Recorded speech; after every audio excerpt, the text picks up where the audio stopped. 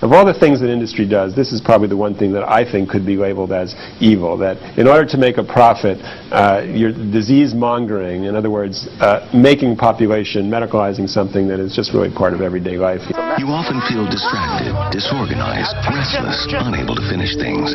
Like the channel keeps changing in your mind and you can't control the remote. You guys have any bodies? If you felt these symptoms your whole life, you may have adult ADD.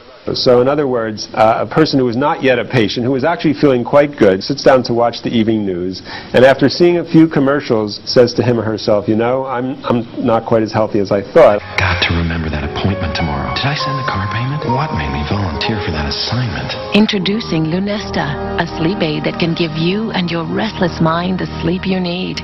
You have this huge phenomenon then, a huge increase in prescriptions, and there's this debate about what is this problem? You know, has it always been around?